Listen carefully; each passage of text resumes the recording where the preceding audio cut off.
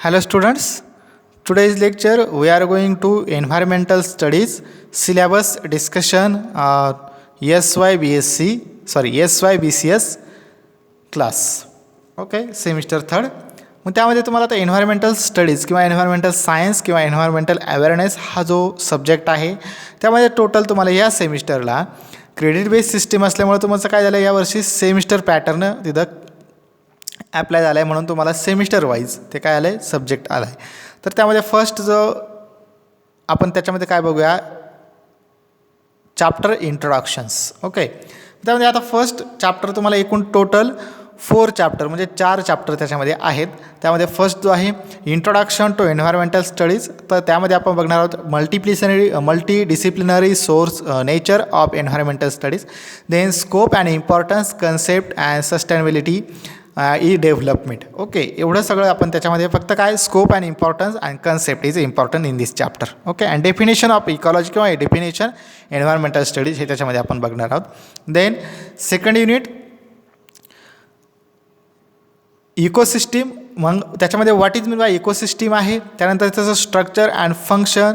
Okay त्यानंतर ते types of ecosystem, मग त्याच्यामध्ये फॉरेस्ट इकोसिस्टीम आहे, ग्रासलँड इकोसिस्टीम आहे, then desert ecosystem and aquatic ecosystem. आता ॲक्वॅटिक इकोसिस्टीममध्ये ponds, stream, lake, rivers, ocean, estuaries. Okay aquatic म्हटल्यानंतर मग नदी, नाल्या, ओढे, विहीर, अजून काय त्याच्यामध्ये जे वॉटर सोर्सेस असतील, तळं, ते काय आलं त्याच्यामध्ये त्याचा स्टडी करणं किंवा त्याच्यामध्ये काय काय ऑर्गॅनिझम आहे त्याचं डेव्हलपमेंट कसं केलं जातं. ओके हे आपण बघणार आहोत.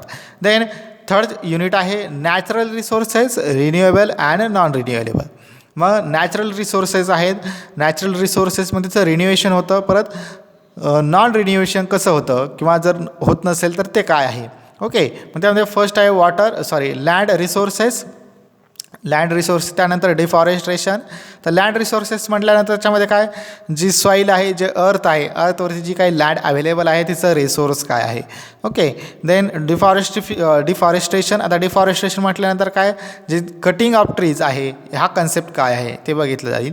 देन वॉटर, मग वॉटर हा रिन्युएबल सोर्स आहे की नॉन रिन्युएबल सोर्स आहे हे बघायचं आहे. त्यानंतर energy is a renewable or non renewable हे सुद्धा आपल्याला बघायचं आहे. Then fourth chapter biodiversity and conservation. आता टोटल एन्व्हायरमेंटल स्टडीमध्ये आपण फर्स्ट काय एन्व्हायरमेंटल स्टडीज हे बघितलं, त्यानंतर इकोसिस्टीम काय आहेत ते आपण बघणार आहोत, त्यानंतर इकोसिस्टीम नंतर नॅचरल रिसोर्सेस काय आहेत. ओके किंवा रिन्युएबल आहेत की नॉन रिन्युएबल आहेत हे बघितल्यानंतर नेक्स्ट बायोडायव्हर्सिटी म्हणजे टोटल एन्व्हायरमेंटमध्ये जी बायोडायव्हर्सिटी आहे, bio means living and diversity means surrounding. Okay याचं कॉन्झर्वेशन, याचं प्रोटेक्शन अँड कॉन्झर्वेशन कसं केलं जातं हे आपण या थर्ड चॅप्टरमध्ये बघणार आहोत. त्यामध्ये आता फर्स्ट आहे levels of biological diversity. Okay मग त्याच्यामध्ये genetic, species, ecosystem diversity, biographic, zones. Okay मग ते झोन्सच्या टाईपनं किंवा झोन वाईज त्याचं काय केलं आहे डिस्ट्रीब्युशन केलेलं असेल. देन इंडियाचा मेगा बायोडायव्हर्सिटी नेशन, मग इंडिया हा मेगा बायोडायव्हर्सिटी कन्सेप्ट आहे किंवा मेगा डायव्हर्सिटी एक झोन आहे, ते कसं आहे ते आपण त्यामध्ये बघणार आहोत.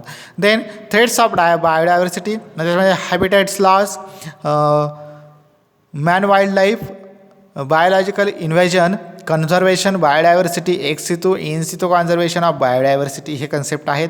त्यानंतर ecosystem and biodiversity services, economic, social, ethical, aesthetic and informational value. मग इकोसिस्टीम आणि बायोडायव्हर्सिटी याचं इकोलॉजिकल काय व्हॅल्यू आहे, त्याच्यानंतर इकॉनॉमिकल काय व्हॅल्यू आहेत, त्यानंतर सोशल व्हॅल्यू काय आहे, इथिकल व्हॅल्यू काय आहे, त्यानंतर ॲस्थेटिक अँड इन्फॉर्मेशनल व्हॅल्यू काय काय आहेत हे आपण त्यामध्ये बघणार आहोत. हे टोटल 4 चॅप्टर या सेमिस्टरला तुम्हाला आहेत. ओके